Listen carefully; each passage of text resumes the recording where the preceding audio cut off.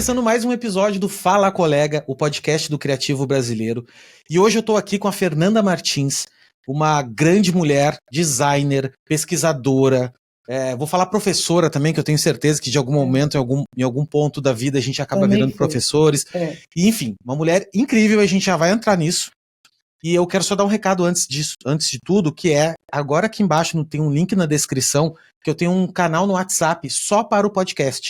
Então, assim, lá eu vou compartilhar detalhes do podcast, vou fazer pesquisas e tudo mais. Então, se você gosta do podcast, quer saber quem são os próximos convidados, quer dar dica de quem gostaria de ouvir, né, de trazer aqui no podcast para a gente escutar a história, tem aqui embaixo um link, tá? Então entra aqui. E o segundo recado que eu queria mandar um beijo pra galera lá da It's Mine, que é a patrocinadora aqui, que é uma plataforma de registro pra gente estar fazendo o registro dos nossos trabalhos criativos. Eles fazem certificados de anterioridade. Ou seja, se você fez um texto, fez uma imagem, fez um vídeo, fez qualquer trabalho criativo digital, você pode estar criando um certificado de anterioridade para provar que foi você que fez naquele momento, naquele dia, aquele trabalho. Isso serve para você depois, posteriormente, caso ocorra um problema de plágio, caso ocorra alguma situação nesse sentido jurídico, você tem uma prova aceita em mais de 180 países para estar comprovando, né, que foi você que fez aquele trabalho naquele momento. Aqui embaixo tem um link também, tem cupom de desconto, e era isso. Beijo para a galera da It's Mine. Fernanda, muito obrigado mais uma vez por você ter participado, aceito participar aqui.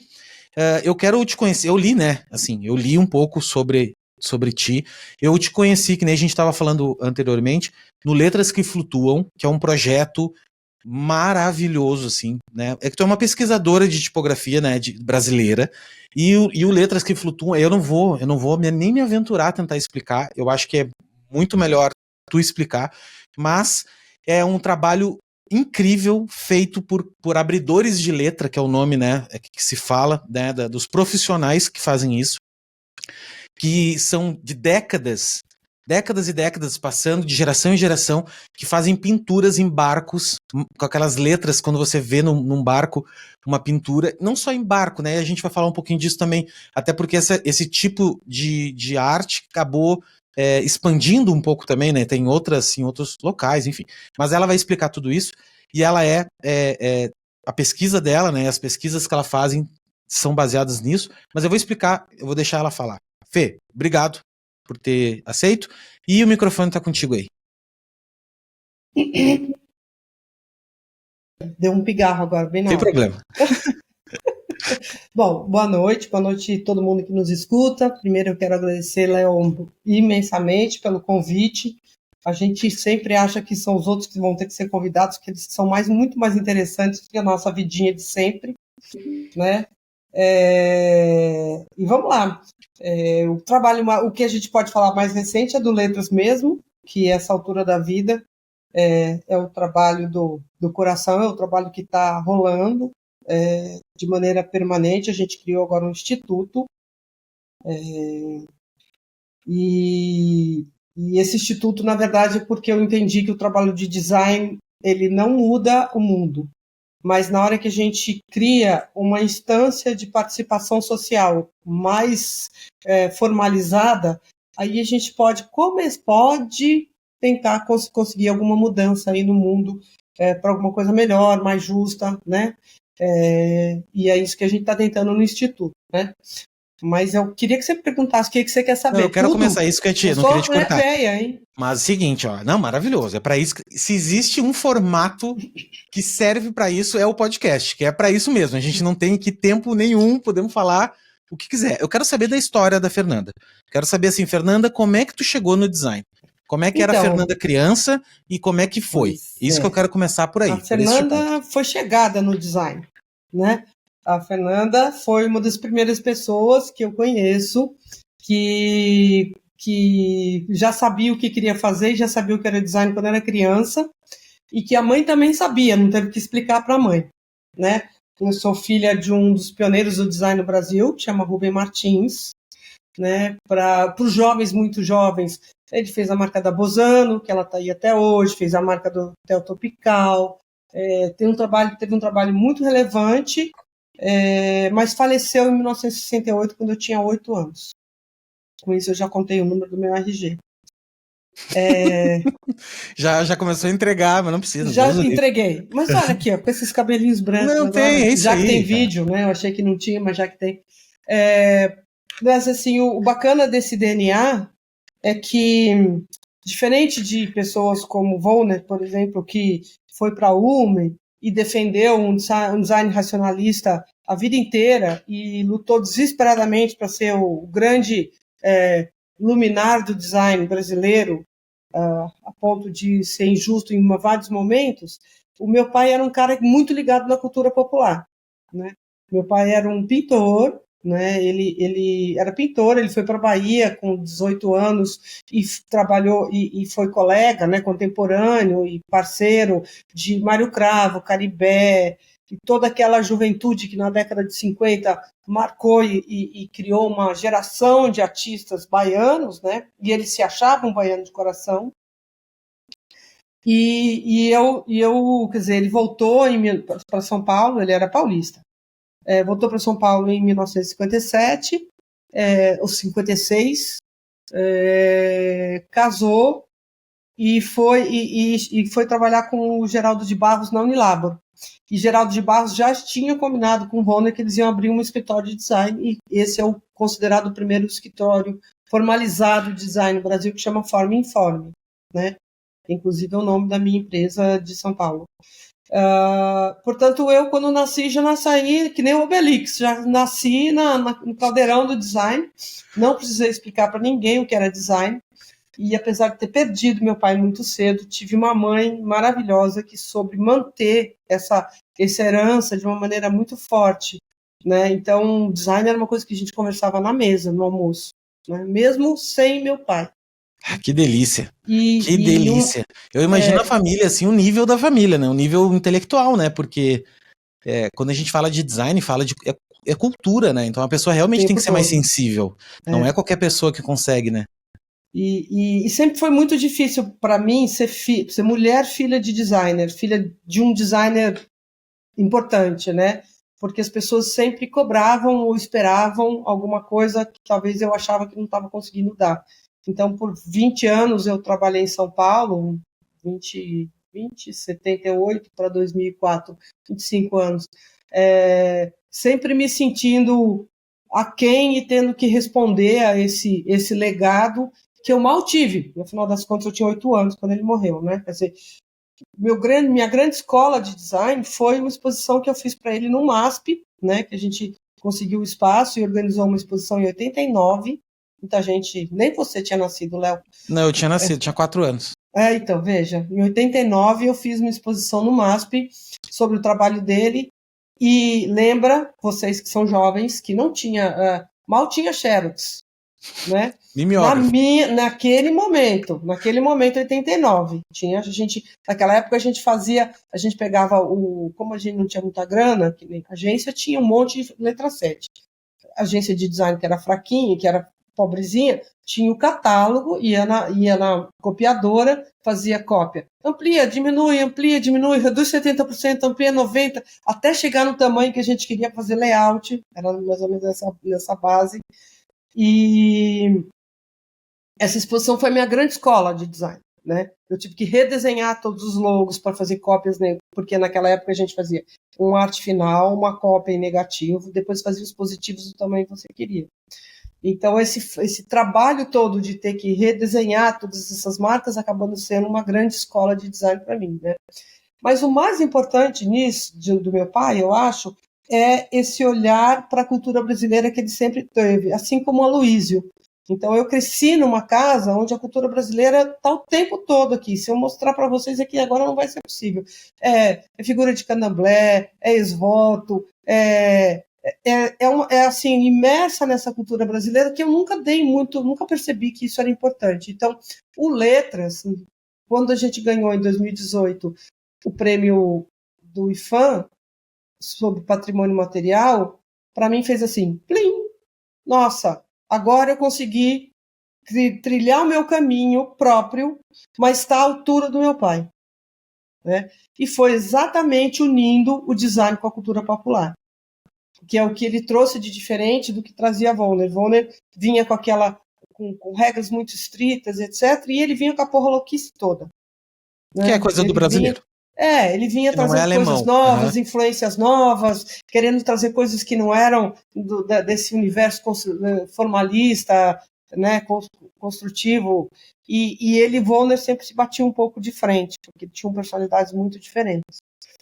E aí eu percebi, em 2018, que, de uma certa forma, eu tinha conseguido fazer jus àquele legado que eu tinha recebido, sabe? Sem querer, querendo, mas sem querer, né? Então, isso, para mim, foi um grande momento da minha vida, né? Porque, não só pela qualidade do que eu acho que eu fiz e estou fazendo, né? Mas porque realmente eu me inseria nesse universo de designers que olham para a cultura popular, para a cultura brasileira, né? De uma forma inclusiva, amorosa, de que entende a referência e traz um trabalho a partir disso, né? E não um trabalho pisando nisso. Então, enfim, sou filha... Não, nesse período aí que tu fez, como é que foi teu trabalho comercial, assim? Tipo, tu trabalhou, sempre teve teu estúdio desde o início, ou tu trabalhou em alguns outros estúdios, agência? Como é que foi toda a tua... Então, lembrando que eu sou um filho de uma mãe viúva, né? Ela logo tentou relacionar alguns contatinhos, porque eu queria trabalhar com design e não tinha nenhuma referência. A referência que eu tinha já era.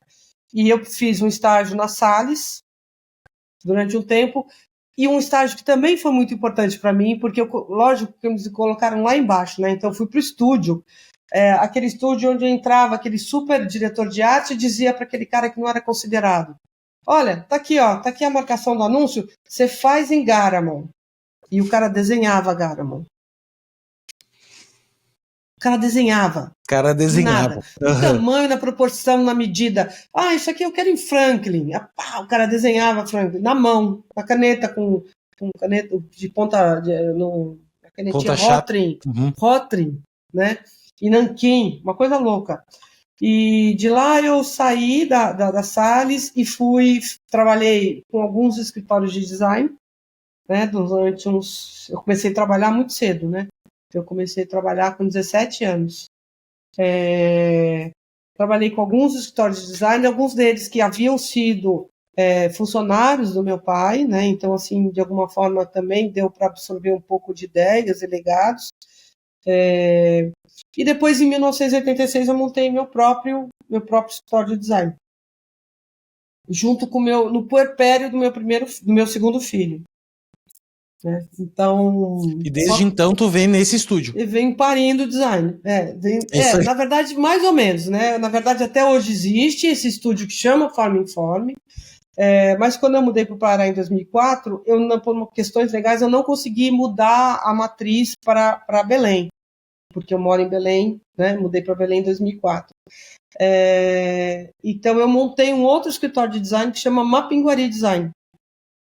O Mapinguari é uma figura mitológica da Amazônia, que é um monstro, acho que até tenho aí, que tem um olho só, né, e a boca na barriga. E quando o caboclo está fazendo algum mal para a floresta ou para um animal, ele dá um grito e come a pessoa pela barriga. Aí eu fiz uma marquinha que era exatamente o olhinho na barriga, né, e a boquinha na barriga, e as pessoas perguntavam: mas por que Mapinguari? Porque todo mundo fala dele, mas não sabe bem o que é. Igual o design. Né? Perfeito. Usou de uma coisa popular, né? Uma analogia bem popular, né? E bem amazônica. E me diz uma coisa, o que te levou a Belém? O amor. O amor Tandela. O amor. Eu estava namorando uma pessoa que é paulista, mas é um paulista por acaso, uma pessoa que conhece mais a Amazônia do que ele conhece o próprio estado de São Paulo, conhece a Amazônia com a palma da mão, e a Amazônia é bem maior que o estado de São Paulo. E essa pessoa estava adoecida, né? Porque, apesar de ser um amazônida de coração e de querer estar na Amazônia, ele estava sofrendo em São Paulo, tendo várias doenças, etc., e a gente começou a namorar, e ele falando da Amazônia, falando: vou fazer isso, vou fazer assim. Um dia eu falei assim: tu fala isso tudo, mas não vai fazer nunca, tu vai ficar com essa desculpa, né? Duvido! Aí ele mudou. Aí eu tive que mudar também. Né? Aí isso me pediu quantos anos fazem? Eu casei em 2003, né? A gente se casou, a gente já estava namorando, casei em 2003 e mudei em 2004. E se apaixonou. Então. Aí, E o local, ele me pediu em casamento dizendo assim: quer casar comigo? Tem duas condições. Casando, já pediu em casamento com condição. Não tiro a barba e vou morar em Belém do Pará.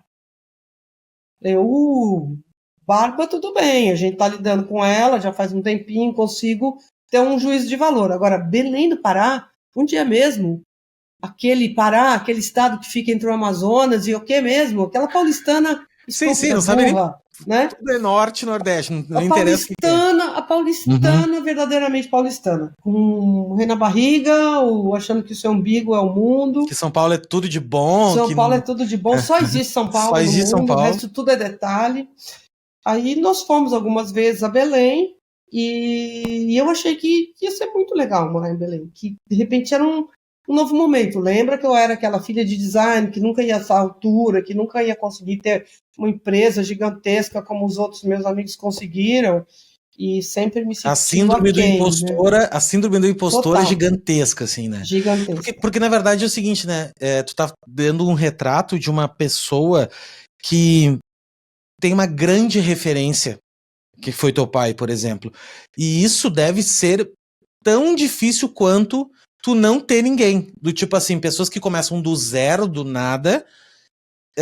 Aparentemente, quem tem alguém, ou por até exemplo, pior. Às vezes exatamente isso, assim. Porque quando tu começa do nada, claro que tu não tem um capital social, mas de repente pode dificultar um pouco nesse sentido, mas tu não tem peso nenhum. Tu não tem nada, é a tua história. Tem um caminho pela frente. Isso, né? E quando tu sai, tu já nasceu pré-concebida com algum caminho mais ou menos ali que as pessoas, tua mãe, teu pai, enfim, né, os amigos e da família e a sociedade. Então tem esse perrengue também, né? Começa a vida com aquela pedra nas costas. Começa já, assim, exato, assim. Já tendo que provar. Ou com aquela nuvenzinha na cabeça, assim, já tendo que provar. Exatamente. Né? E aí foi para Belém. Então, aí tive essa empresa que chamava Forma Informe durante 20 anos. E não posso dizer que eu tenha tido uma empresa de sucesso como uma Oz, como uma Tati, uma empresa gigantesca, mas eu criei meus filhos sozinha com ela. Né? Então, acho que deu certo. Sim. É uma empresa que funcionou, mas tinha um trabalho de designer regular, na minha opinião, né? Que funcionava direitinho, capaz, competente, mas por aí, nada demais. E aí fui para Belém. Fui para Belém na época que, inclusive, fui convidada, fui eleita, né, como diretora da DG, né? Com todos os meus paulistas amigos colegas falando, então, não quer ser a diretora da DG na região norte? Ali, aquele pedaço. Pensa num triângulo, né? Cara, pensa num triângulo. É um bairro. A parte da metade geométrica para cima era tudo meu bairrinho. Era meu bairrinho, né? Mas tudo bem, vamos lá. E foi legal chegar como diretora da DG, e com esse pique que eu fui, né? Fui com um pique bem paulista, bem paulistana, achando que eu ia desenvolver o design paraense, né? Não é dominar, não. Eu fui até com ideias assim, nossa, eu vou ensinar todo mundo com a minha experiência, eu vou levar a minha experiência, eu vou compartilhar a minha experiência. Eu, uma maravilhosa. Ledo engano. O design paraense é o que é, e eu aprendi muito mais do que ensinei com as comunidades que eu tive em contato, porque eu tive assim, uma forte atuação com o terceiro setor, né? E, inclusive, porque meu marido foi morar no Pará, dirige uma ONG até hoje, que chama Instituto Peabiru, que tem um trabalho muito legal, por estar ali do lado dele, acabei fazendo vários trabalhos, levando vários trabalhos de design para projetos dele. Então, o fato de eu entrar em contato com associações de mulheres comunitárias tradicionais mudou a minha vida. Porque para fazer design para essas pessoas não era da forma que eu fazia. Elas nem estavam entendendo o que estava acontecendo.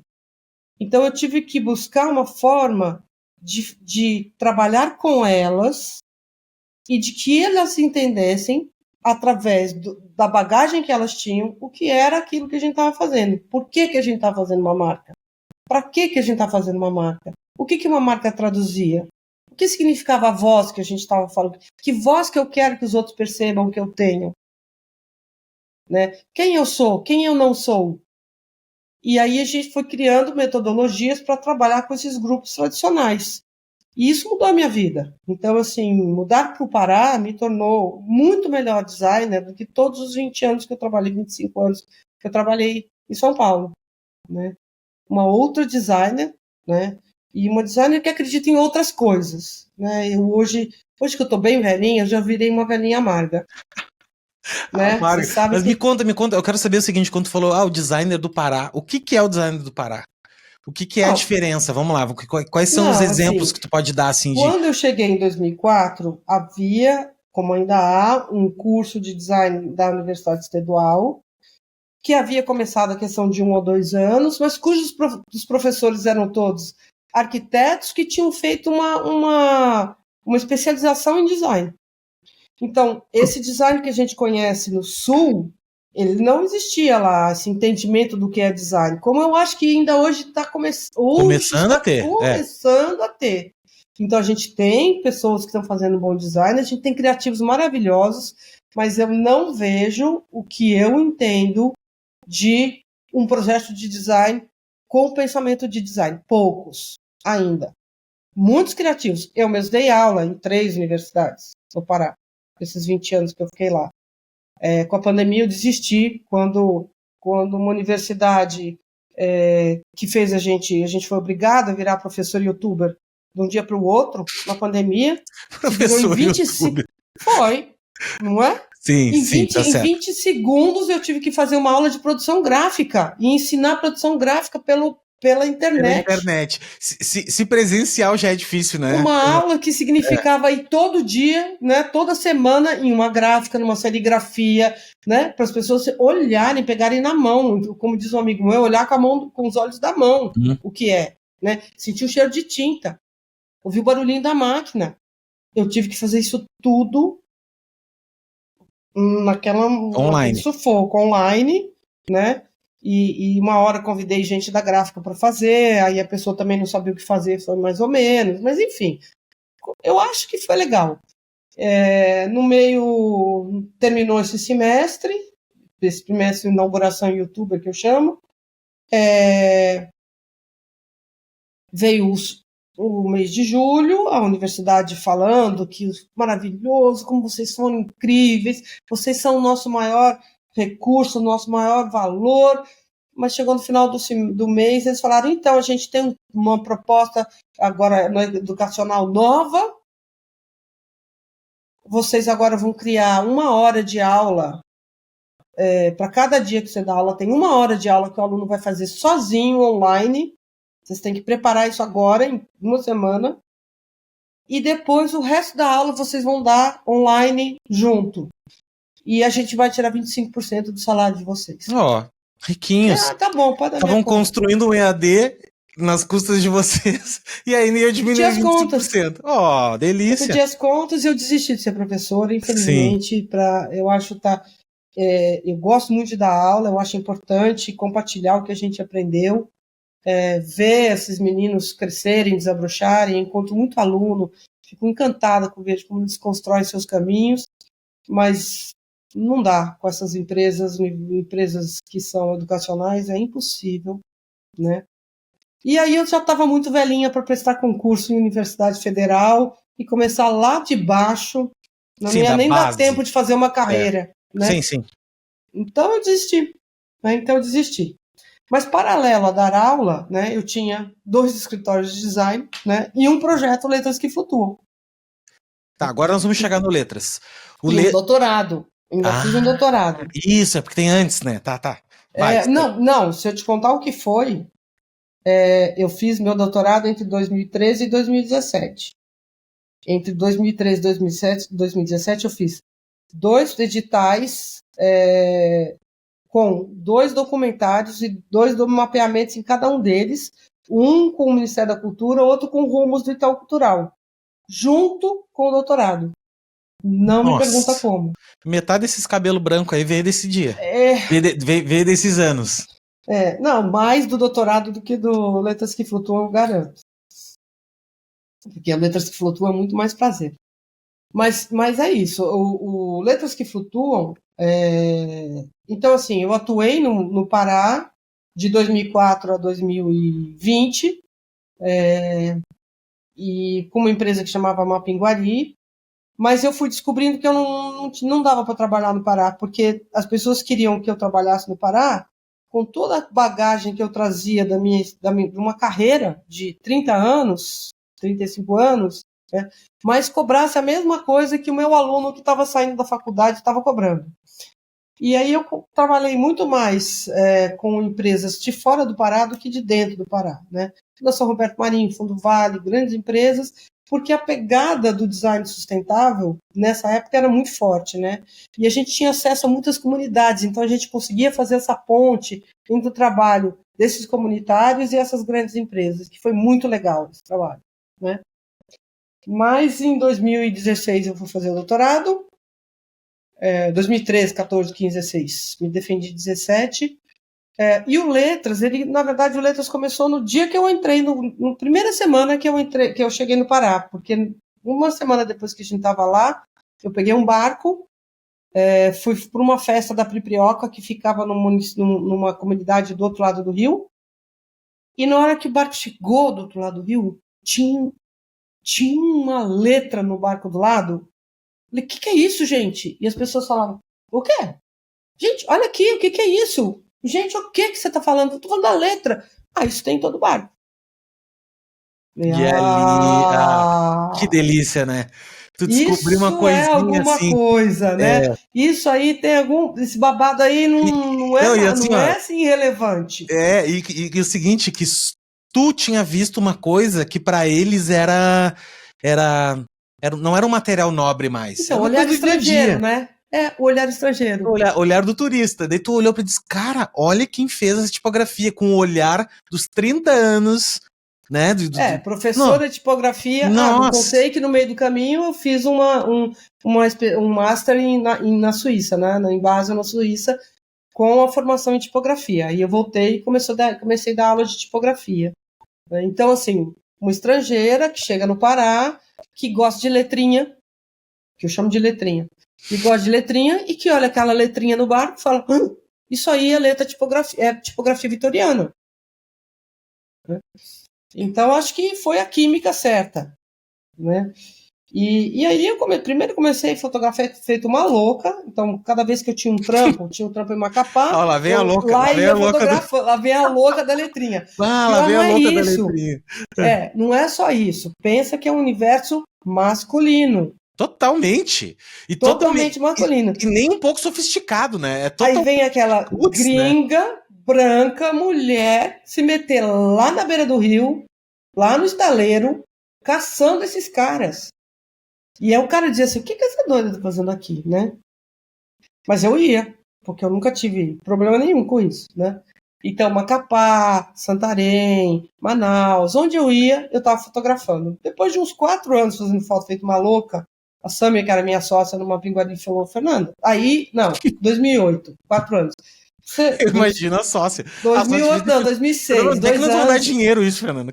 Não é? Então, que momento que vai dar primeiro eu dinheiro? fiz uma monografia de especialização. Falei, vamos estudar, né? Vou falar do letras. Vamos falar dessa coisa que eu descobri aqui. Aí eu fiz uma especialização e que chamou, no final, Letras que Flutuam. Aí a designer aqui tem um problema de naming. Tudo chama o quê? Letras que Flutuam. Então, da monografia, aí virou o projeto, né? Porque aí Samia falou, não, você vai ficar fotografando letrinha, não vai fazer nada com isso. Isso aí é muito importante. Isso que você está falando faz muito sentido. E os paraenses amam, porque aí as pessoas falam, meu Deus, vi isso a vida inteira, eu nunca percebi, né? E meu avô tinha, meu pai abria a letra, meu avô tinha um barco. Isso cala muito nos paraenses, né? Isso é uma memória afetiva fortíssima. E aí a Samia falou, mas vai ficar só isso, né? Agora fez a monografia, vai ficar só nisso. Aí a gente resolveu entrar num edital do Ministério da Cultura e aí começou o que a gente chama de projeto Letras que Flutuam. Então, nunca sei dizer para você assim, qual é no aniversário mesmo, como projeto 2008, né? Que a gente começou a fazer ações e Que dia foi falar. que foi o dia que foi que tu viu o barco? Esse primeiro. O dia, vou te dizer o dia. Eu cheguei em Belém 19 de julho, mais 7, 20 e 19, 26 de julho 26 de julho. de 2020, 2004. Foi o dia que tu viu esse barquinho que tinha essa letra. Foi. Que incrível. Eu imagino a sensação que tu deve ter tido. Porque eu imagino Não, assim, muito porque. louco. Eu Não, é muito quase caí louco. do barco. E não, e assim, para um designer, que nós somos seres esquisitos, assim, porque a gente acha interessante umas coisas que para as Verdade. pessoas não é, às vezes, sabe? Tipo, eu tenho certeza que o tiozinho que abre letra lá, que o seu Nestor lá, que faz 40 anos que faz isso, para ele é um trabalho ordinário, assim, é um trabalho que, meu, não tem nada de especial nisso aqui. Só que pra gente que é de cidade grande, que é criado em, né, assim, todo cheio de tecnologia e design e tal, aquilo ali pra nós é o suprassumo, Nossa. porque a gente nunca vai conseguir fazer aquilo ali, daquele jeito, sabe? Não, Então, eu não. imagino, a sensação E gostosa. com tudo que vem por trás, né? Aquilo é uma ponta de um iceberg, né? Pois é, então, e daí? Daí quando tu começou a entrar nisso, tu começou a perguntar para as pessoas, tu começou a ir, como é que. E as histórias começaram a surgir? Então, já na monografia, que foi em 2008, né?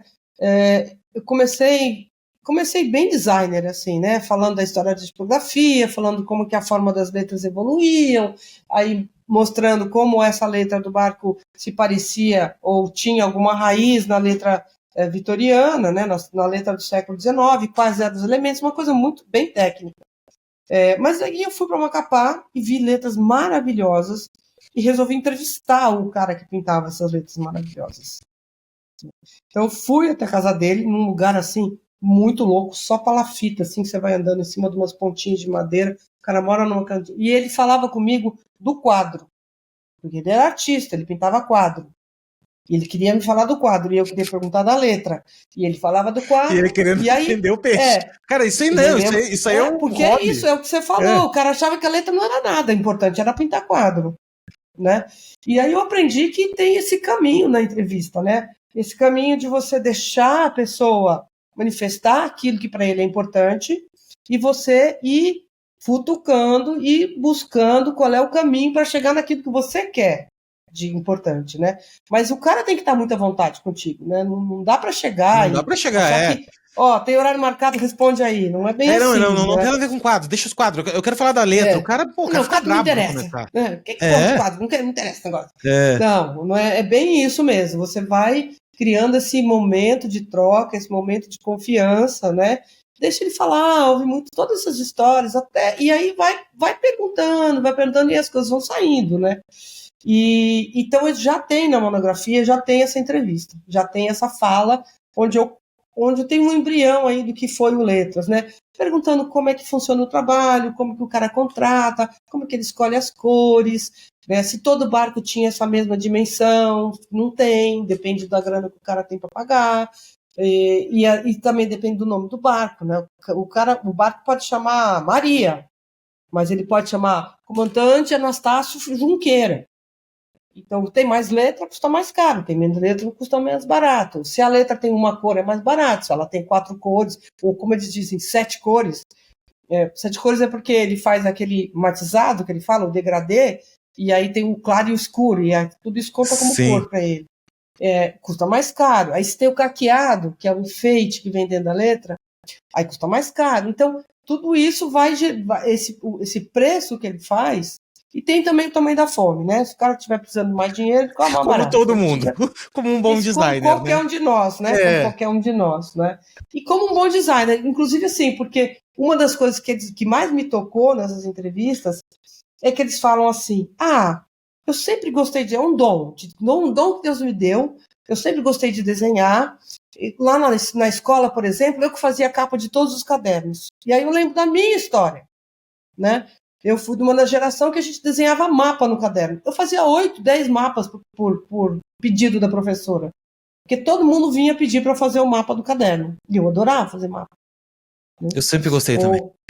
Ou aquela letrinha fui que a a gente última põe em geração. matemática, né? Não, maravilhoso, cara. Trabalhos, Então, qualquer tipo de trabalho. Eu adorava. Pensa que esse cara, ele poderia ser um de nós se ele tivesse nascido em outra cidade. Totalmente. Ele é um designer. Ele é um criativo, cara. Só que ele completo. tá lá totalmente um criativo. Só que ele tá na Amazônia, na beira do rio, né? Com aquele falta de acesso à informação, mas com aqueles barcos que chegam e ele olha e fala, nossa... É a mídia dele, né? Eu vou fazer... Ele pega, copia no caderno, ele fala, eu lembro quando eu fiz a minha primeira... Eu vi aquele lá e copiei no meu caderno como era aquela letra. Então, assim, a gente tá falando de nós.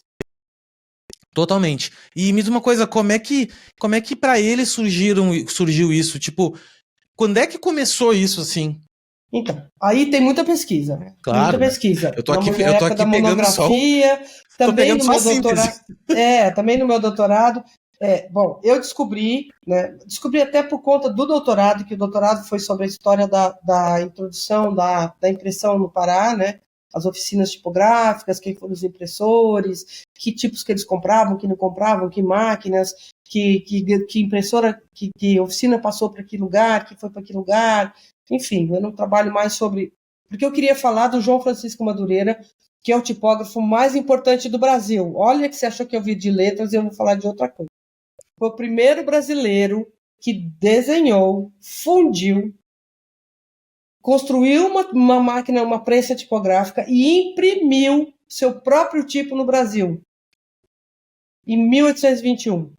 1821. Sem nunca ter visto brasileiro, paraense, sem nunca ter visto uma oficina tipográfica antes. Só figurinha.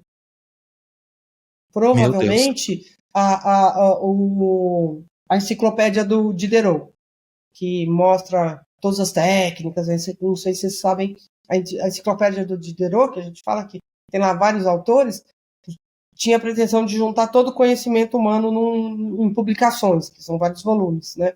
Então tinha sobre ciência, sobre biologia, sobre tecnologia, e tem um capítulo destinado à tipografia, todos com gravuras de todas as etapas da tipografia. Eu acredito que foi isso que ele viu, mas eu não consegui ainda descobrir que tipo de livro que tinha aqui em 1820. Eu descobri ainda. Voltando. Aí, pesquisando as gráficas, as tipografias do Pará, do século XIX, eu descobri que, no começo do século XX, por volta de 1920, a Capitania dos Portos exigiu que os barcos fossem identificados. Até então, eram canoas, barcos, simplesmente canoas, barcos que cada um sabia qual que era a sua. Mas se criou-se um sistema de identificação e tinha que ter essa identificação tinha que acontecer. Então, nesse momento, surgem os barcos com uma letra bastão, que eles chamam de letra simples, né?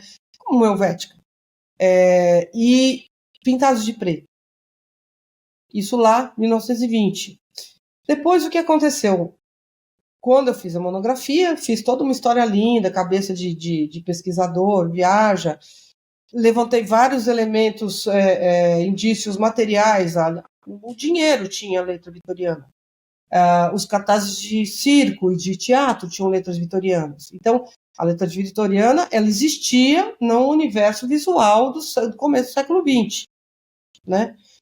Então, todos esses elementos poderiam ter influenciado esses abridores de letra. Porém, quando a gente fez pesquisa de campo, nós descobrimos que esses mais antigos, alguns deles, em pontos diferentes, fizeram cursos por correspondência de publicidade e propaganda. Telecurso, né? Como é que era o Instituto Universal Brasileiro. Isso aí. Eu fiz um curso de desenho uma vez, quando eu era criança. Então, e ganhou e recebeu um catálogo de fontes? Recebi um catálogo de fontes. Pois é, eles também. Eu acho que era mesmo. Meu pai devia ter só um que mandava para vários cursos com nome diferente o mesmo material, né? Claro, sim. Exatamente. Não, meu pai, ele eu devo não, mas assim, eu tenho uma grande influência do meu pai, meu pai nunca trabalhou com criatividade, apesar de ser muito criativo, mas ele sempre me apoiou, desde criança. Eu lembro como se fosse hoje, assim, 5 cruzeiros custou. Era um transferidor, isso na primeira série. Lembra que na escola as pessoas iam vender coisas, assim, tipo, eles iam vender livro, iam vender sei lá o quê. Aí uma vez foram vender um transferidor, que nada mais era do que um vidro. Era um vidrinho, assim, que tu botava o papel, e aí tu botava o desenho de um lado e no outro lado tu enxergava e eu comprei isso por 5. Eu me lembro que meu pai sempre me dava o dinheiro. Não, compra que eu acho que isso aí é interessante. O de desenho, mesma coisa. Ele me deu esse do Instituto Profissionalizante, mesma coisa. Ele sempre me incentivou, sabe, a ir atrás, assim. Então eu devo muito ao meu pai, assim. E eu tô doida atrás desse catálogo de fontes. Porque o que eu vi são cópias Xerox que roda nos ribeirinhos, entre eles. Mas um original eu gostaria muito de ter, assim, claro. É uma coisa muito cara que eu gostaria de ter na minha coleção, não tenho. Então, o importante, não consegui nunca achar esse catálogo de fontes do Instituto Universal Brasileiro. Eu vou deixar no meu radar, eu volto e meio, eu fico procurando essas coisas. Quando eu achar, eu te aviso. Se achar, me fala. Te aviso. O que acontece? Essas pessoas em lugares diferentes tem a ver com a memória afetiva, né? Eu tenho uma teoria que quando você vive na Amazônia, principalmente ribeirinho, você vive num universo de um regime das águas, né? Então a água é marrom e a mata é verde e você vive naquele universo, céu azul, mata verde, rio marrom. Então o homem ribeirinho, ele é profundamente colorido. Ele é cheio de caqueado, ele é cheio de enfeite, porque é a única maneira do homem se sobrepor a esse regime.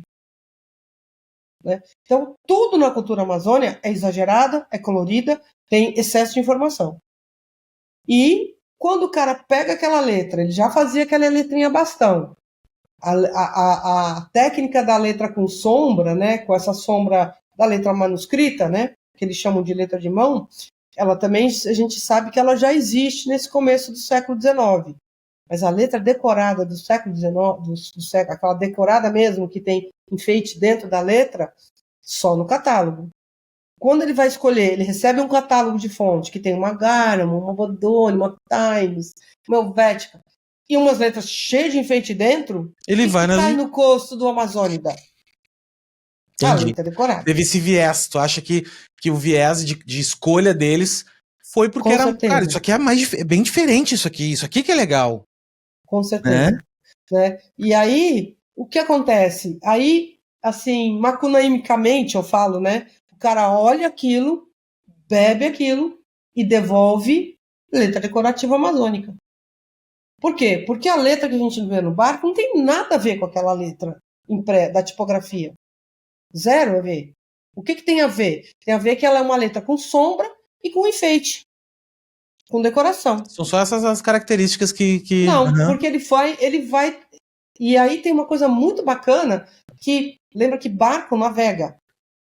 E navega de um município ao outro. Porque a função do barco é levar mercadoria de lá para cá.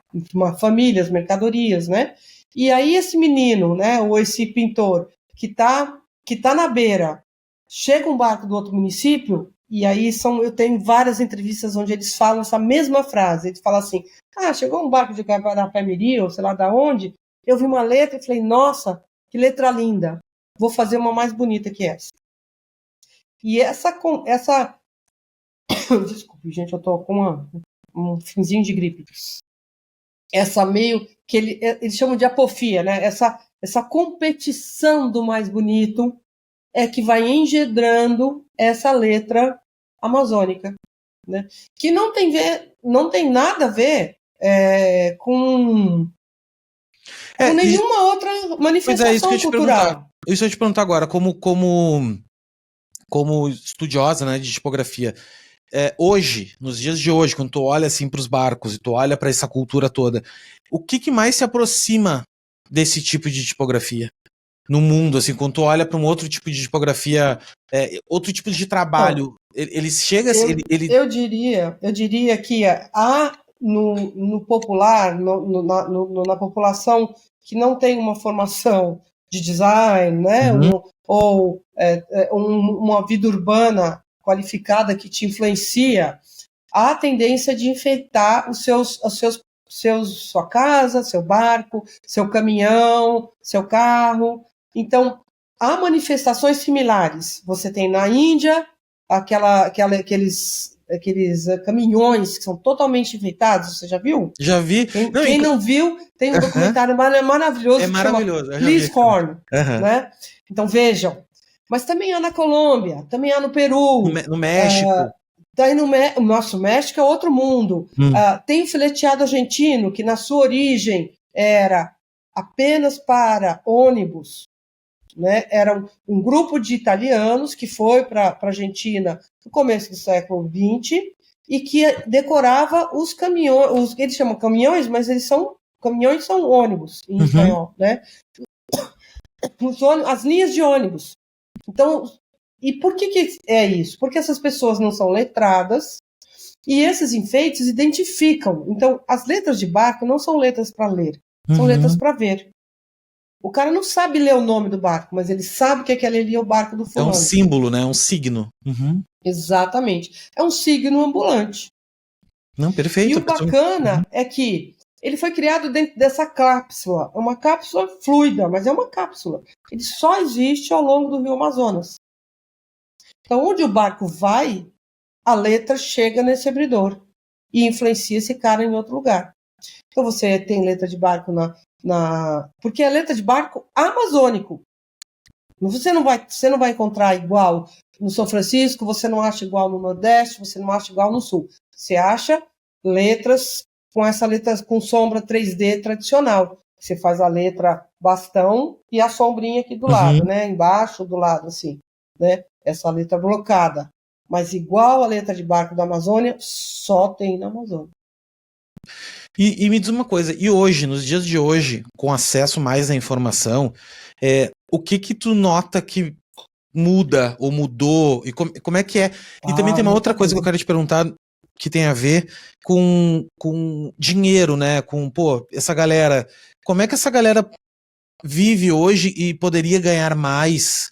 E poderia, essa arte deles, esse trabalho que eles fazem, sair não, né? Aumentar para sair só dos barcos. Tudo que eu quero, né? Tudo que eu queria. Ótima pergunta. Onde é que compra uma camiseta? Eu adoro mas camiseta. Peraí. Cara, eu penso assim, onde é que... Peraí que a Fê vai pegar agora uma camiseta. Eu vou continuar narrando aqui porque eu não quero cortar. Mas ela foi lá nas coisas dela, ela vai buscar uma... Deixa eu dar um recado aqui. Se você ainda não entrou no... chegou. Ali, que linda! Vou pôr o fone.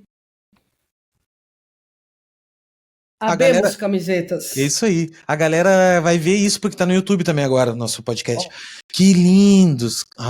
Mas é que é muito diferente a letra mesmo, né? Ai, que coisa linda. Tem pra vender no site? Já te conto tudo. Deixa eu te responder suas duas perguntas. Por favor, então vamos lá. Duas coisas primeiro. Primeiro é o impacto da tecnologia nos dias de hoje, né? Com isso, com essa cultura, se essa galera tá no Behance ou não tá. E o segundo é como é que, financeiramente, porque tem gente, um tiozinho abridor de barco lá, que daqui a pouco poderia ganhar mais dinheiro, não ganha, ou sei lá, se ganha, não sei.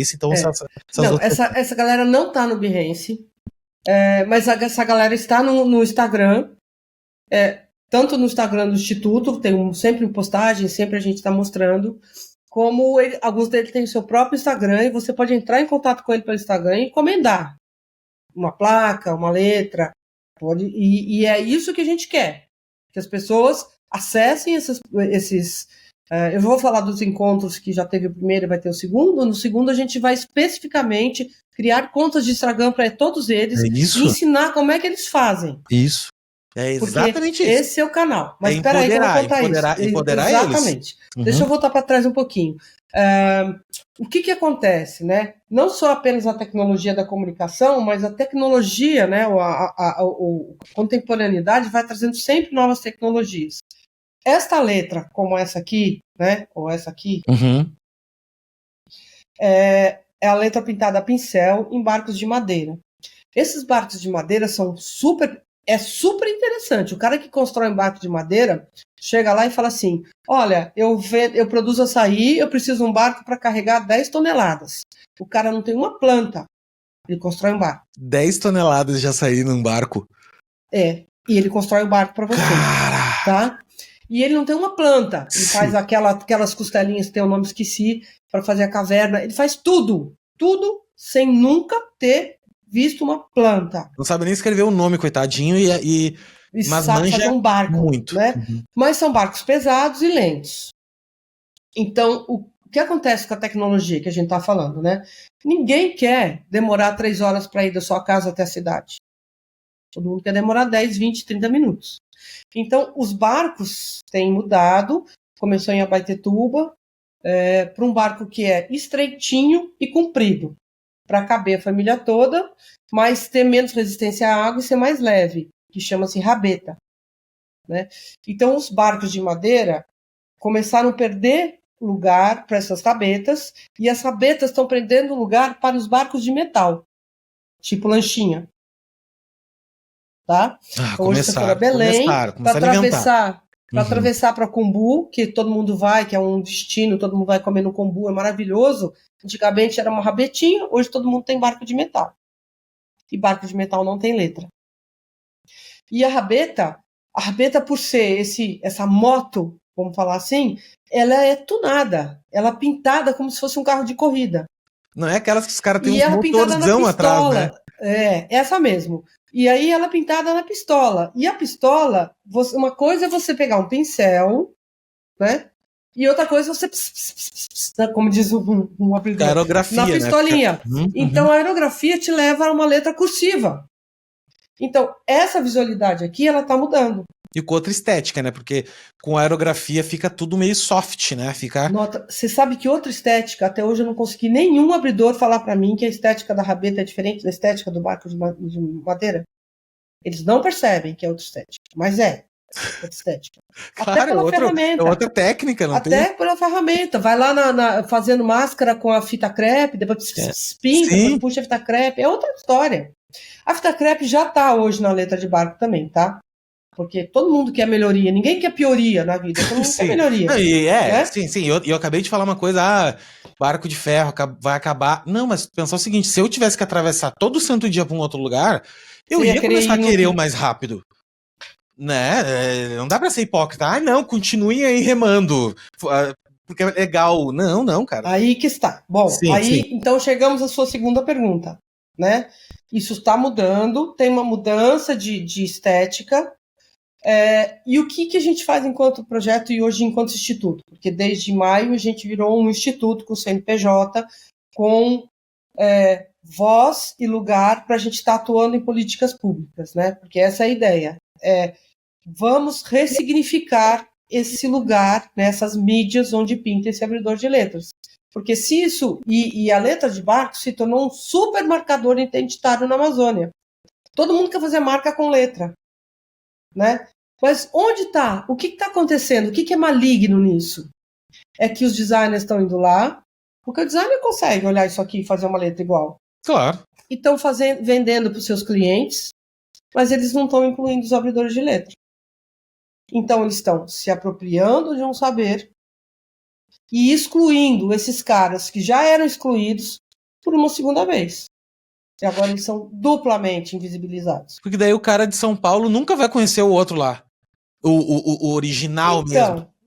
O cara de São Paulo vai conhecer quando ele conhece o Letras e conhece o que é o de letras, já viu o livro. Isso.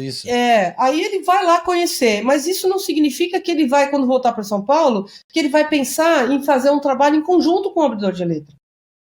Porque é lógico que o abridor de letra não é um designer como um designer de São Paulo. Então, não estou falando aqui que ele vai ter que mandar o cara mandar um vetor para ele trabalhar em parceria, em collab. Não é isso que eu estou falando. Eu acho que agora a gente está num momento do mundo em que os indígenas conhecem seu valor, os quilombolas conhecem seu valor, e a gente está agora com os abridores de letras conhecendo seu valor. Então, a gente tem que incluí-los nos nossos projetos, de alguma forma. Beneficiá-los de alguma forma. Não vale ir lá, olhar o que eles fazem e fazer lá em São Paulo para o seu cliente. Até porque, qual o sentido para o seu cliente que tem mesmo? Sim, sim, sim. Né? Qual é o valor? Qual Tipografia é o por tipografia. conceito? Então esvazia todo esse universo, né, desse mundo ribeirinho, que o cara tem que fazer um barco para ver, porque ele não consegue ler, e o barco ele tem um significado, para o barco ser, para eu entrar no teu barco, o barco tem que estar minimamente cuidado, se ele for todo chechelento, caindo aos pedaços, eu vou pegar outro. Então, como ele fica bonito? Ele fica bonito quando tem um abridor de letra, quando o cara tá pintando o barco, deixando o barco bonitinho, acabadinho, lindinho e com letras lindas. Então, ali, esse saber faz sentido. Né? Mas isso numa estampa qualquer, em qualquer canto, é só pra aparecer. Tipo assim, se tu não levar essa história junto, né? Que é o que é lindo e maravilhoso e interessante, não faz sentido nenhum. É tipo só copiar. Eu acho assim, sempre disse aos meus alunos, o que é ser designer? Ser designer é aprender a abrir os olhos, do momento que a gente abre os olhos ou do momento que a gente vai dormir, é olhar o que está ao nosso entorno e usar isso como referência para a nossa criação. Olhar como referência não é pegar isso aqui e fazer idêntico. Eu acho lindo isso aí. Eu quero uma camiseta. Tá? Não eu sou tarado da camiseta. Fazer a partir de. É usar como referência, né? Mas não é o que está acontecendo. Então, essa é a parte que me deixa muito chateada. Né? Não só isso, como tem gente que está licenciando letra de barco para grandes empresas. Licenciando? Né? Licenciando. Ai, meu Deus. É o capitalismo, então, assim, né, meu? É o capitalismo selvagem, né? Onde quem... Mas licencia, mas o cara que fez a letra não ganha nada. Não, o cara que fez na Amazônia, não. Mas que puta que empresa... Só o artista que licenciou. Não, cara, não. Mas daí não tá bom. Isso não tá bom. Isso não é justo. Daí não é justo. Eu também não acho justo. Eu não acho justo e não tô dizendo que seja fácil incluir. Eu também acho que não. E eu também acho dificílimo. Ao contrário, eu acho que é bem difícil e que é um caminho que a gente vai ter que descobrir agora. Isso, porque... construindo. Porque é uma coisa assim, né, Fê? Por exemplo, tu vai lá, pega um diretor, um tipógrafo... super conhecido no Brasil. Tem vários, mas assim, não vou citar nomes. Por exemplo, pega um cara já... Tem um monte. Todos meus amigos. Não, pega o Carlos Miot, por exemplo. Pega lá o que eu adoro. O Fábio Hag. Maravilhoso, entendeu? O trabalho que eles executam... quer dizer, que eu ia dizer, perdi, mas agora eu me lembrei. É fácil contratar ele. É fácil eu pegar... Ele já tá dentro, eles estão dentro do framework, vamos falar uma palavra bonita. Exatamente, mas é natural, eu mando um e-mail, já tem uma pessoa, já tem um orçamento, já tem um fluxo, já... Só que um cara que é um abridor de letra desse lá no meio do Pará, tu vai mandar um e-mail pro cara, o cara vai ver esse e-mail... O cara não tem e-mail, vai mandar o WhatsApp. O WhatsApp só vai funcionar quando o celular dele entrar na rede. Isso aí que eu tô dizendo. Então, imagina, o cara tá lá, não, eu fui lá visitar minha filha lá não sei aonde, na zona não sei das quantas, que não tem nem, não tem luz, cara. Quem dirá a internet. E assim, daí eu recebi a mensagem, mas daí a bateria acabou, porque o celular do cara já não é o melhor do mundo, e é um conjunto de dificuldades que exclui o cara. Só que, na minha concepção, nós vamos ter que dar um jeito nisso.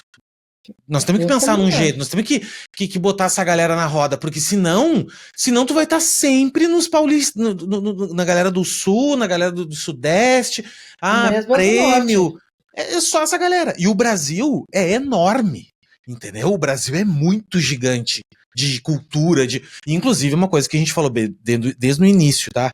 E eu comecei a me dar conta agora também, que antes tarde do que nunca, mas que o nosso lance tudo bem, eu amo ganhar em dólar, eu adoro a cultura europeia, os americanos, acho legal e tudo.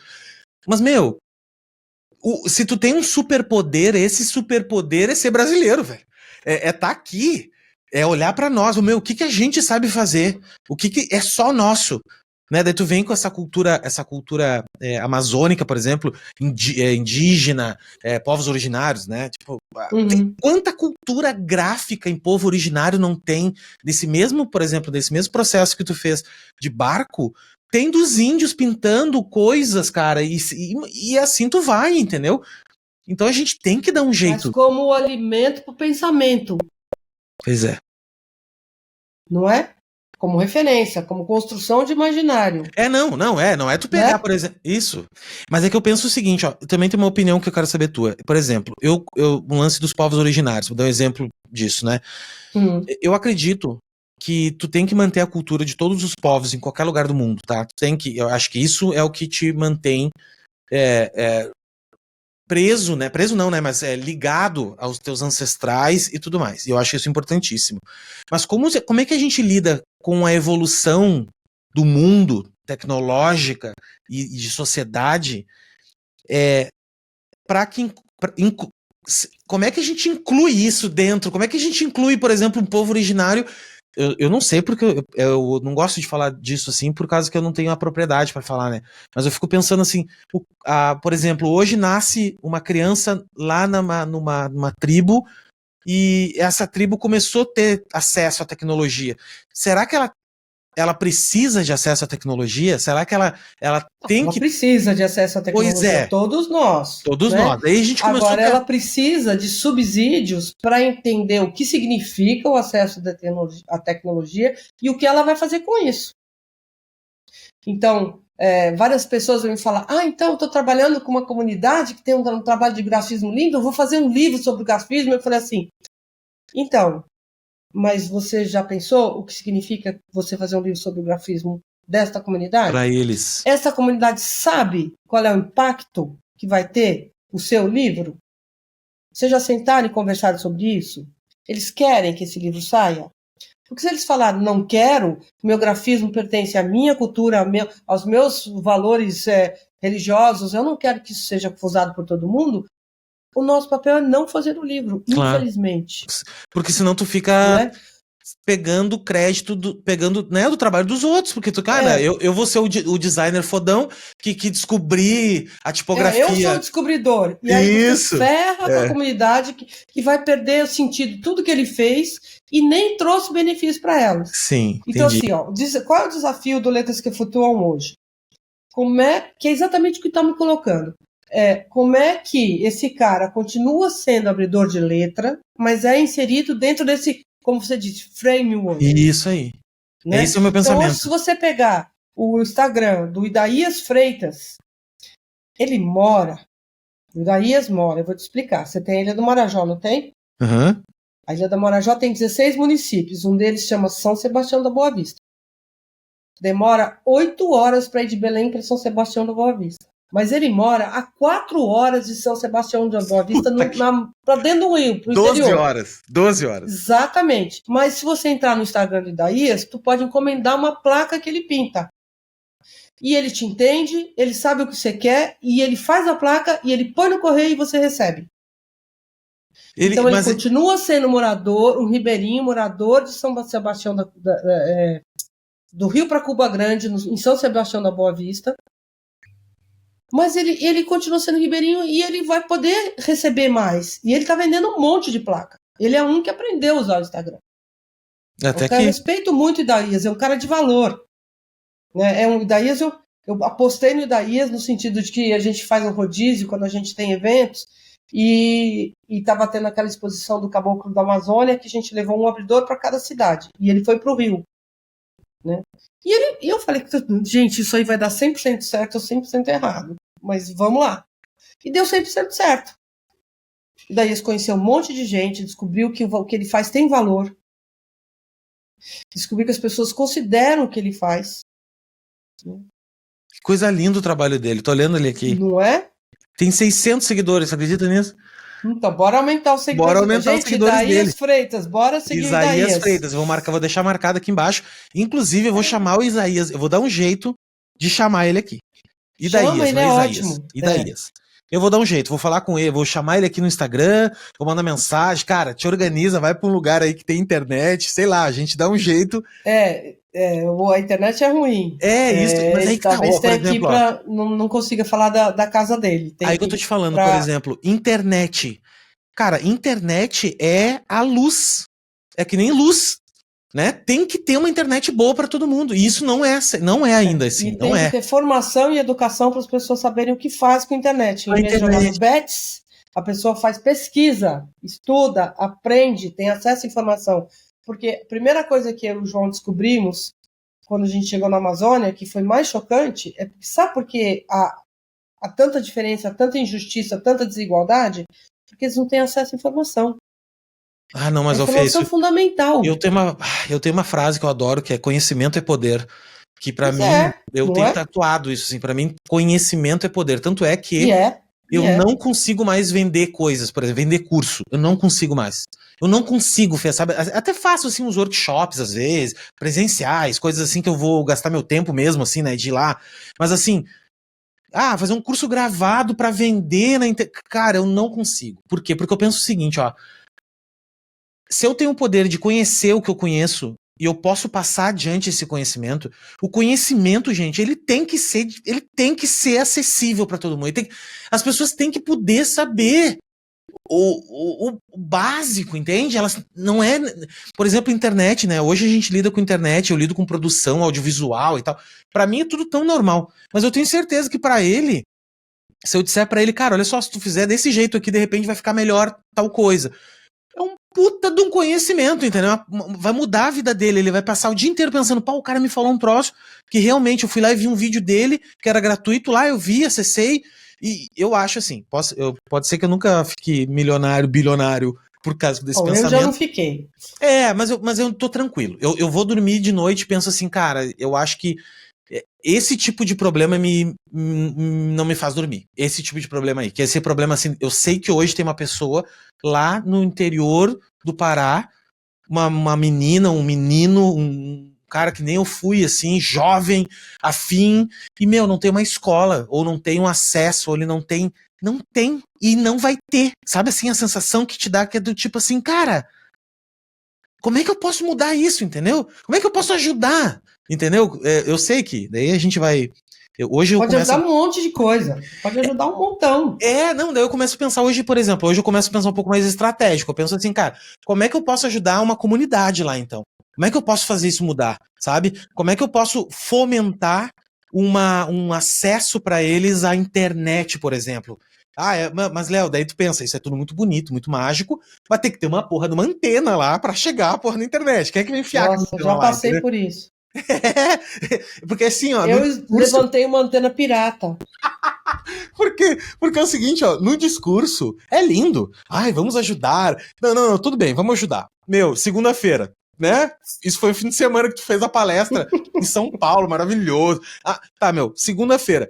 Tá lá o seu Zé, onde é que eu boto o poste?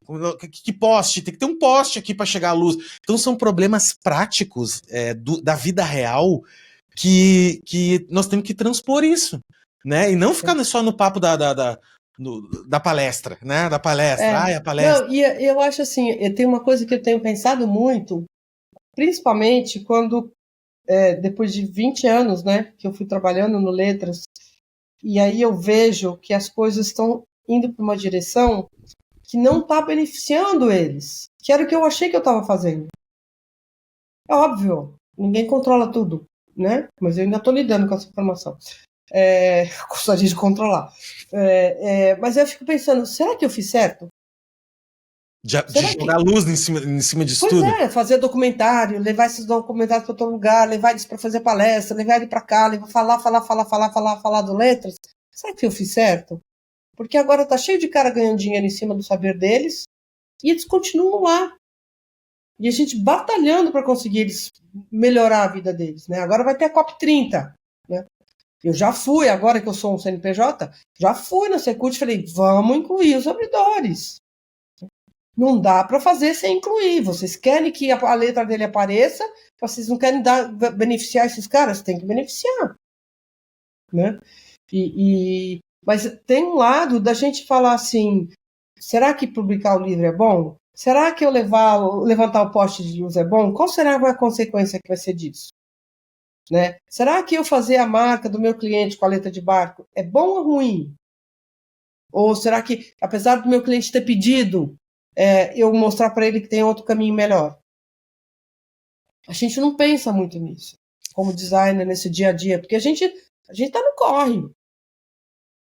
E a gente tem poder. E esse é o poder. É isso que eu quero te falar. Que isso aí é o poder que está na mão da gente e que a gente não tem ciência das consequências do que a gente está fazendo.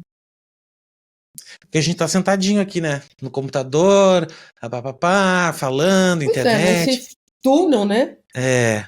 Você e o computador, e aquele corre, aquela pressão para pagar a conta. Porque, exato. Não E é? assim, a gente não para pensar muito nisso mesmo. Principalmente nesse fluxo frenético que existe da internet, por exemplo. A gente que vive mais na internet, assim. E acontece muito, por exemplo, isso é que nem quando tu vai. Eu tava vendo um documentário do Bill Gates sobre, não sei, vários problemas do futuro, não sei o quê, e teve um lá que era um problema na África não era dengue, era uma outra doença assim que aqui no Brasil, nos Estados Unidos não existe há muito tempo. Mas lá é um puta problema ainda. E eles estavam com o lance do mosquito. Daí eles dizendo o seguinte, cara, a gente já tem a tecnologia para eliminar o mosquito. Para ele só nascer macho, e daqui a pouco ele acaba.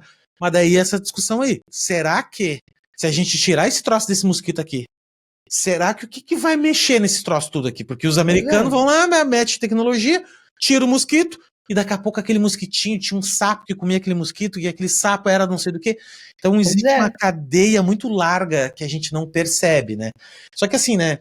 Eu acho que, meio filósofo agora, eu acho que isso aí faz parte do caos, assim, acho que faz parte esses agentes que somos nós, de alguma maneira, a gente tem que sim pensar. Eu entendi tudo que tu falou agora e me fez todo sentido sobre o lance dos indígenas ou seja, qualquer outro povo. Eu acho que se um cara é um pataxó, por exemplo, jovem, e teve acesso à internet e começou a aprender e começou a ver, ele pensa assim, não, cara, pô, dentro da minha cultura aqui, falei com o pajé, falei com meu pai, falei com não sei quem, e tá tudo bem se eu fizer, por exemplo, um Behance lá com trabalhos... ele fez, é da cultura, ele faz parte daquele povo, ele falou com os iguais a ele para decidir aquilo. E não a gente olhar de fora e dizer assim, não, eu achei muito legal aquilo e eu vou fazer. E isso faz total sentido, assim. Então, não é nós que temos que achar se é certo ou errado, ou é bom ou é ruim ter internet, por exemplo. Não, eles que têm que... Só que eu acho que eles têm que ter... Eu acho que é legal apoiar, sim. Isso não quer dizer que não é para apoiar ou desistir de apoiar. Totalmente. Não, tem que apoiar. Mas tem que chegar com respeito. Isso. De ouvir, principalmente escuta, sabe? É uma palavra que eu tenho achado muito importante no design, é escuta. Às vezes a gente acha que a gente vai levar lá, quero levar a internet. E chega lá, o cara tá precisando de uma luzinha. De água. Uma luzinha. Olha um exemplo, por exemplo, um dos projetos que aconteceu. Um exemplo é um português maravilhoso. Um dos projetos que foi feito pelo Peabiru levava luz. Eles mesmos construíam um kitzinho, né? Os próprios ribeirinhos aprenderam um kitzinho solar para o cara poder ter uma geladeira, né? Para um kitzinho solar para ter a geladeira, para poder acender a luz depois às 6 horas da tarde quando fica escuro. Tá, kitzinho. Aí foram lá avaliar o projeto. Então, como é que foi? Ele falou, eu tô tão feliz porque agora eu posso dormir. Oi? Dormir? Né? Não luz? Não era para outra coisa? Sim. Falou, sabe o que é? Tem muito morcego aqui. E como a gente ficava sem luz desde as 6 horas da tarde, a gente punha as crianças para dormir e a gente não dormia, com medo do morcego morder a criança. Então agora eu posso ter uma luzinha que faz com que o morcego não venha na minha casa e todo mundo dorme. Eu estou te falando, são quando você ia pensar colaterais. Que a necessidade do cara era outra. Não, e daí o que acontece? Sabe o que começa a acontecer? O cara tem uma luzinha. Aí ele começa a ler, porque ele consegue ler de noite. Então, pois e é. Aí tu começa... cara, é uma... Acho tão... Isso me conecta muito, assim, sabe? Eu penso assim... A criança faz lição de casa com o pai. Exato. Porque o pai já chegou e tem luz à noite. Tem luz agora pra então poder fazer. O pai tem mais relacionamento com o filho. E aí, é uma coisa... E sabe assim, esses dias eu fui lavar a louça e eu fiquei pensando assim, cara, tô lavando a louça aqui. Olha que tecnologia é isso, que eu abro a torneira e eu tenho água pra lavar. É uma coisa tão ridícula, mas eu tenho absoluta certeza que tem pessoas que não têm essa facilidade. É verdade. Né? Que é uma coisa que a gente tá tão natural pra nós abrir uma torneira e sair água de dentro, ou tu ir num banheiro aqui, num vaso, meu, tem muita gente que não tem isso, assim, né? E a gente tá querendo... sem água 2 dias esse fim de semana, eu dou o maior valor. Pois é, e a gente tá querendo reinventar a roda, não, porque a tecnologia, a inteligência artificial... Meu, na boa, calma o coração, sabe? Tem coisas a serem resolvidas antes, assim. É que a gente tá nessa bolha, né? Então... cara, mas é bom falar com quem também vê isso, assim, principalmente tu, né? Tu é uma pessoa que tá à frente, né? Assim, há anos, décadas, fazendo estudo e olhando pra isso, assim, e enfim. Fê, eu queria te agradecer, assim, tá, por esse papo que a gente bateu aqui. A gente podia, eu tenho certeza, de falar muito, muito, muito. E eu quero deixar, assim, deixar não, né? Não é nem deixar, eu quero pedir pra ti, pra mim, de forma ativa, participar, de te ajudar de alguma, sabe, assim... Bora, tô precisando muito de ajuda. O que eu posso fazer, sabe? Tipo, eu sei que, quando o trabalho é do bem, tem trabalho pra caramba, entendeu? Assim, ó, gente, né, assim, sobra trabalho. Então eu quero, de verdade, me aproximar mais de ti, me aproximar, assim, da causa, tudo que tu faz, e o que tu tiver de coisas que, Léo, pode me ajudar nisso aqui, eu quero ajudar. Eu quero porque hoje eu tenho... Cara, eu amo... aceita. Exatamente. Eu estou cada vez mais apaixonado por registrar história e registrar e ajudar de alguma forma a cultura do design, né? Porque é a nossa área, querendo ou não, né? Não dá pra querer atacar todo mundo. Dentro da nossa área de design e cada vez mais apaixonado pelo Brasil, assim mesmo. Por essa questão de... A gente olha muita coisa fora, sabe? A gente vive babando ovo de coisa de fora, sendo que no Brasil tem muita coisa legal, né? E então, assim, eu quero te pedir mesmo, Sabe uma coisa que você pode fazer? Por favor. Já. Quando você me convidou, é lógico que eu fui dar uma stalkeada. Por favor. Quem é o Léo Becker? Quem é? Mas eu tô bem no Google. Fala, colega, né? Eu apareci. Tá bem. E aí eu vi exatamente um episódio do It's Mine. Sim. E aí eu fiquei pensando se a gente não conseguir uma parceria. Mas tá feito. Pra gente catalogar. Assim, o cara faz um barco, ele faz uma foto e a gente faz um tipo de registro. Fechou! Maravilhoso! Isso seria maravilhoso. Porque isso ia ajudar o cara, né, a ter algum tipo de registro da produção dele. Óbvio! É um certificado de anterioridade. Ele tem lá, aceito em 180 países, um certificado de anterioridade baseado que foi ele que fez aquele barco naquela fotografia, com aquela letra, ele consegue registrar. Se alguém usar aquela letra lá, ele tem uma prova jurídica pra dizer, não, olha só, cara, os caras me copiaram, tá aqui, ó, tem um certificado digital criptografado. Isso seria maravilhoso. Fechou aí todas. Eu fui lá no It's Mine e falei, não tem condição. Não. Fechou todas. Não dá conta de eu pagar isso aí, não. Pode ter certeza. Não, fica tranquila que eu vou conversar com o pessoal, mas eu já digo que tá tudo certo, tá? Eu tenho absoluto certeza. Eu sou o embaixador deles. Eles são dois rapazes maravilhosos e tem total essa noção, assim, tá? Então pode ficar tranquila que eu já vou... E nós estamos gravando isso aqui, tá? Inclusive, se depois não tiver que pagar, tem problema. Eu pago do meu dinheiro o registro de todo mundo lá que precisar fazer, eu boto. Se eles não botarem, eu boto. Mas eu tenho certeza assim, que a gente vai ter que criar um processo, porque eles vão ter que fotografar e a gente talvez tenha que fazer o processo... Sabe o que a gente podia fazer? Digital deles, né? Exato, a gente pode fazer o seguinte, a gente facilita a vida deles. Eles vão pegar, vão tirar uma fotografia e vão enviar para um número de WhatsApp. E nesse número de WhatsApp eles vão mandar o nome deles, a gente pega lá os dados básicos deles ali, a gente cria uma conta para eles, entendeu? E a gente gerencia esse processo. A gente pode fazer uma coisa bem especial mesmo, assim, no sentido de... Isso seria maravilhoso. Isso mudaria... Esse momento que eu estou em crise, porque está tudo sendo muito apropriado e eles não sendo valorizados, a gente está atuando para criar processos que defendam e que valorizem. Então, desde entrar no IFAM com pedidos de reconhecimento, tentar trabalhando com empresas fazendo licenciamento de letras, né? Buscando defesas legais. Mais uma delas seria o registro de marca, né? O registro. E aí, quando eu falei, pelo amor de Deus, isso aqui era tudo que eu queria. Aí eu fui lá no site e Não é meu bico. Exatamente isso, cara. Não é, não Mas vai assim, ó. dar, mas quem sabe a gente consegue pensar Claro uma que parceria, consegue. né? E aí tu Credo. me ajuda como é que a gente devolve isso, porque toda parceria tem que ser boa para os dois lados, Não, a minha né? parceria, Então, o que que eu quero? Eu descobri uma coisa na minha vida que eu gosto muito de falar, gosto muito, e tenho uma boa habilidade de conseguir hoje, tecnologicamente, de registro, de audiência, eu consigo fazer algumas coisas hoje. E eu quero de ti, junto contigo, a gente continuar registrando isso, continuar fazendo isso, continuar ajudando essa galera, por exemplo. Meu, como é que a gente pode ajudar essa galera do Norte e Nordeste a melhorar de vida, a ganhar dinheiro? Não adianta nada também a gente ficar aqui na fantasia e os boletos chegam e eles têm que pagar conta. Como é que a gente podia fazer isso? Como é que a gente podia criar cara, dentro do Instituto, uma galeria digital que a gente podia fazer NFT, que a gente podia fazer, sei lá, ideias, então, já cara. teve abridor que foi procurado para fazer NFT, mas quando veio falar comigo, eu falei, olha, eu não tenho conhecimento de NFT Mas o suficiente. NFT foi A só um pessoa exemplo, está tá? querendo que tu entregue tudo para eles fazerem. É. Eu não entregaria. Não, aí que tá, né? Vamos Que o NFT foi entender, um exemplo, um exemplo, né? que a NFT pra mim também é uma Então, grande. agora sim, ó, em outubro a gente vai para a Semana Criativa de Tiradentes. Pois é, isso que eu ia te perguntar depois. Eu quero que tu deixe aqui os recados agora da agenda aí, que é o seguinte, Né? tu falou pra mim antes que ia ter o segundo encontro. Que encontro é esse que... Vamos falar do segundo encontro? É, Veja bem que coisa incrível.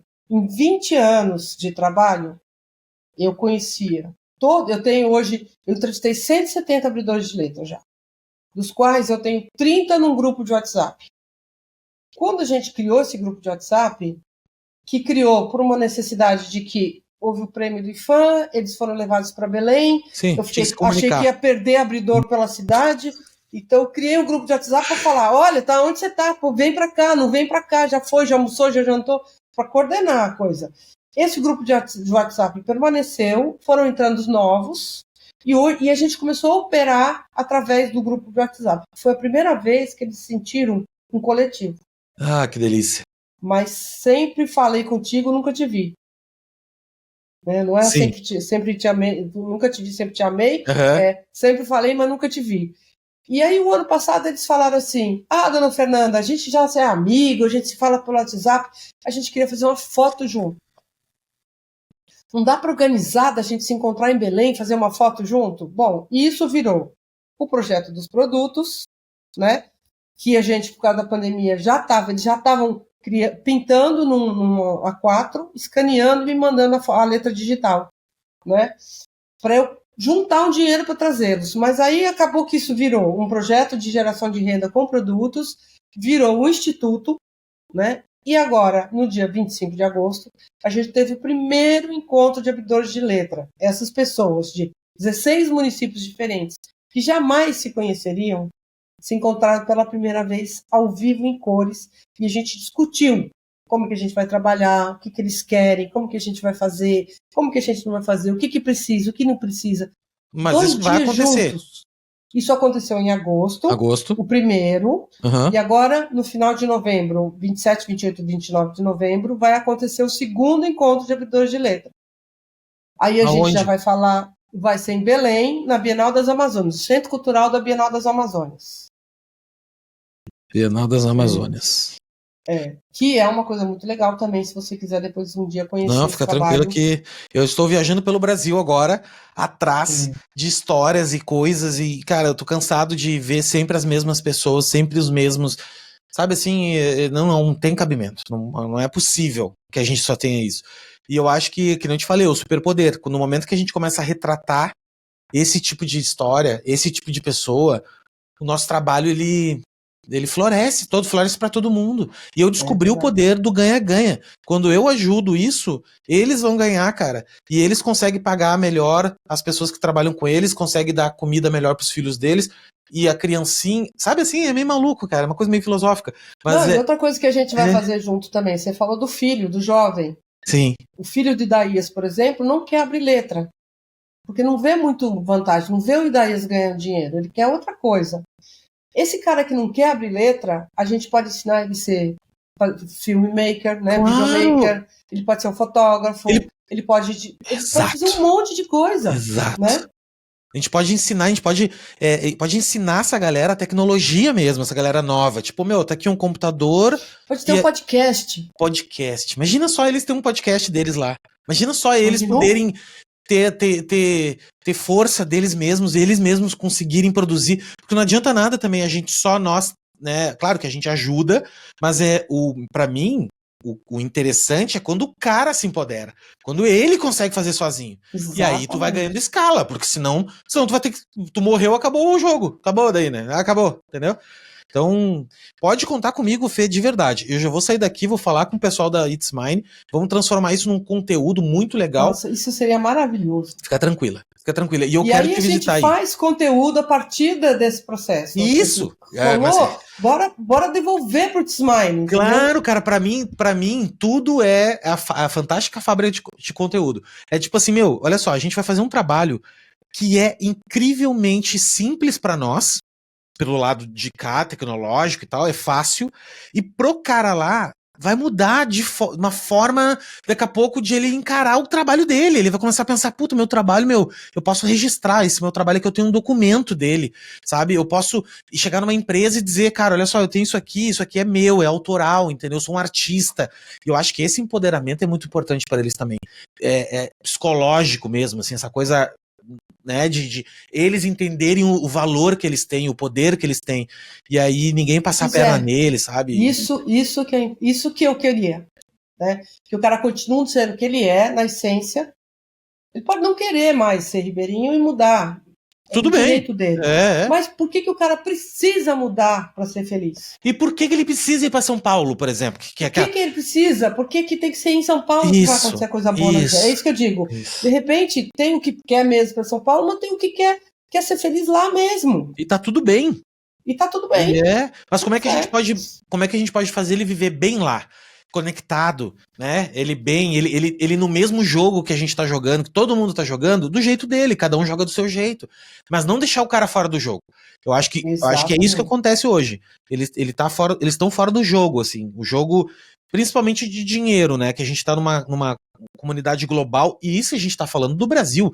Tu imagina se a gente começa a falar de exportar esse trabalho. Esse trabalho deles. Imagina, ganhando em dólar. Nossa, eles estão, enfim. Nossa, isso ia ser horror. Mas vamos de um passinho de cada vez. Fê, obrigado mesmo. Eu que agradeço pela escuta, pelas perguntas maravilhosas, pelo carinho. Não, é de verdade. São perguntas que desde que eu comecei a ver isso, eu pensei, não, cara, essas pessoas e é muito bom, cara. Eu agradeço muito a Deus, assim, porque apesar de eu não ser religioso e nada disso, mas eu penso assim que o universo, quando tu vai plantando, ele chega uma hora que começa, sabe, as pessoas verem o teu trabalho de alguma forma, e essas pessoas que vêm se conectam e tu consegue ajudar, sabe? Então eu tô muito feliz nesse sentido que pessoas como tu estão chegando até mim e eu tô podendo ajudar. Eu vi uma frase um dia desses que era assim, que Deus utiliza os meus bolsos para como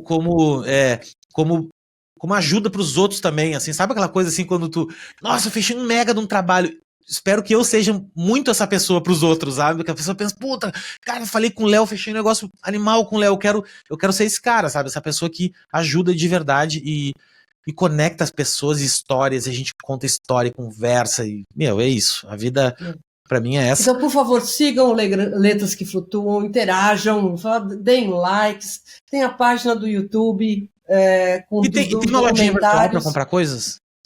Então, você tinha perguntado da lojinha virtual. Eu quero comprar uma camiseta, quero comprar sei lá, umas coisas, uns badulac. A camiseta tá saindo agora.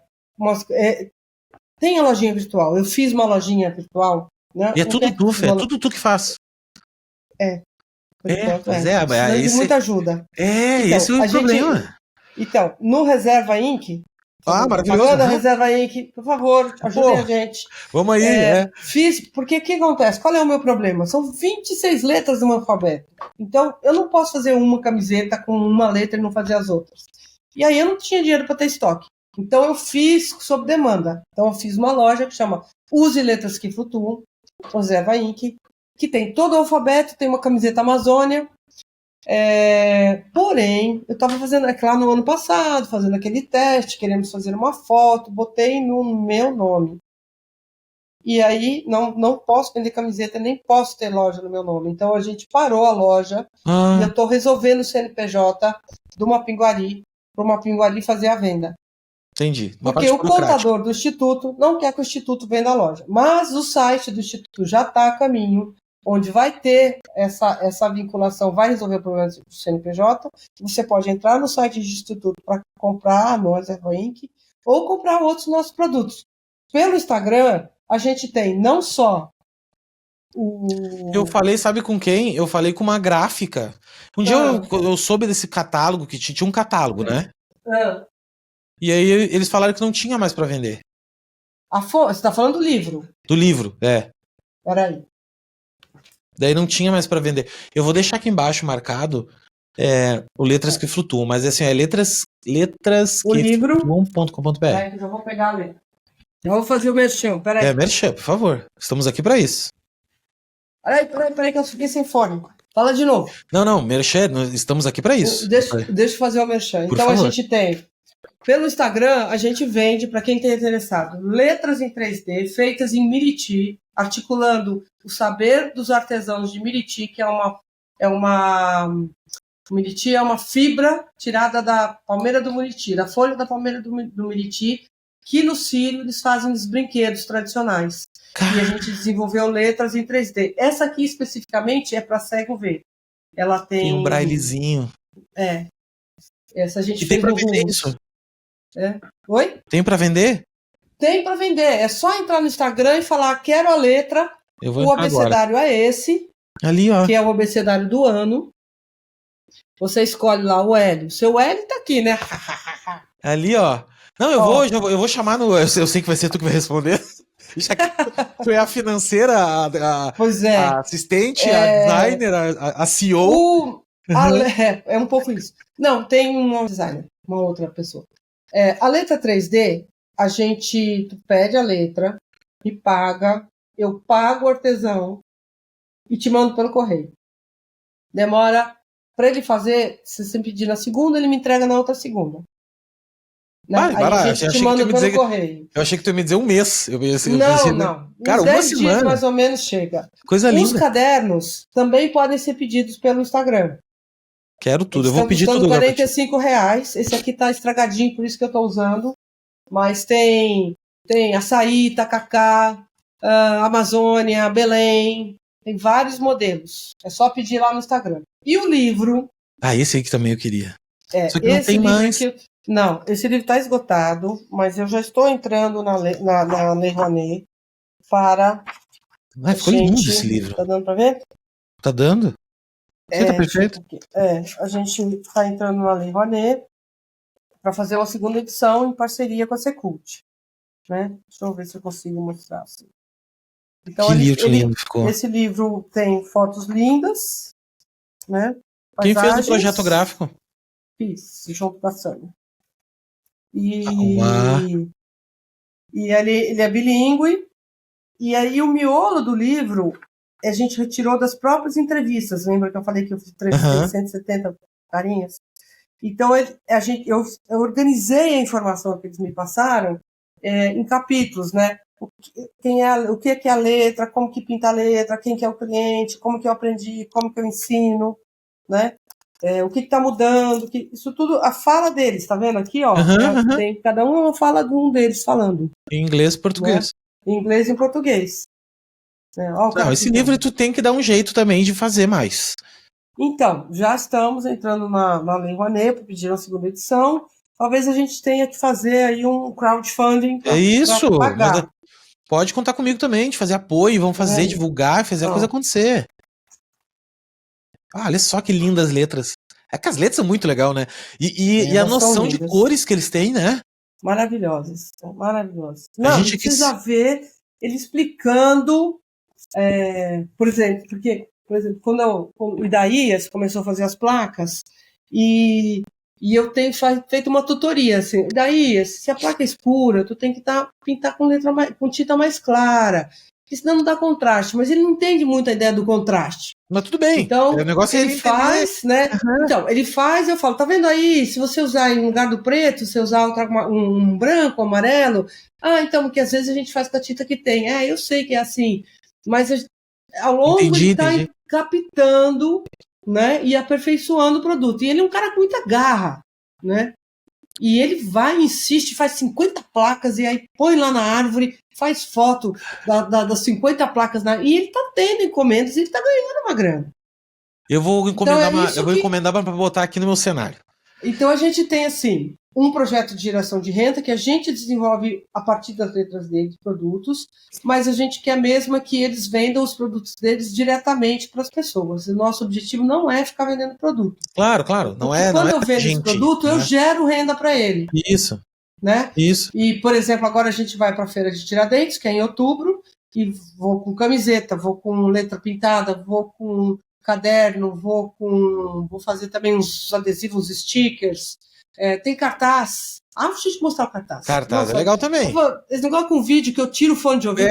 Não tem problema. É horrível isso. Peraí. Deixa eu ver se assim melhora. Você consegue me ouvir? Consigo. Tá. Cartaz é outro mercado legal. Deixa eu aumentar o meu volume agora que eu tô te vendo mal. Cartaz é outra mídia legal. Então, eu fiz o cartaz, vou levar 10, só que eu só fiz 10, porque é caro. Tem que ter verba, né? Deixa eu mostrar em primeira mão o cartaz, ele é lindo. Tô embalado e ele é tudo. Ai, todas as letras. Que coisa linda. Ficou muito linda. E tu vai ter pra vender lá. Vai ter pra vender lá. Tudo isso aí tem que ter como vender na internet, de alguma forma. E fazer meio mesmo, assim. Tudo isso a gente manda pra sua casa. Problema nenhum. É só encomendar. Só encomendar. Fechou. Eu vou fazer uma encomenda pra ti agora. Vai. Às vezes é o Thiago que responde. Não, pode ficar tranquila. Fê, muito obrigado. Obrigado por dividir comigo, nós que a gente está escutando a tua história. E tu ganhou mais um parceiro aí na caminhada. Tudo que eu puder te ajudar, eu vou ajudar. Sou um cara que... Vamos nessa. Gosto muito disso. Pra mim é prazeroso. Eu não faço porque... Eu faço porque eu posso. Sabe aquela coisa assim? Tipo, eu faço porque eu consigo. Isso é muito bom. E eu queria agradecer também ao pessoal que está escutando a gente aqui. Deixa um like aqui embaixo desse vídeo e sigam lá os abridores de letra. Eu vou deixar marcado aqui embaixo o @ da galera e peçam, cara, entendeu? Vocês gostam de comprar, eu sei que todo mundo gosta de comprar coisa. Comprem essas coisas porque isso ajuda a chegar o dinheiro lá, entendeu? Não tem pra ninguém ganhar dinheiro em cima, o dinheiro vai pra galera lá mesmo que fez o negócio. Então é isso. Fê, muito obrigado.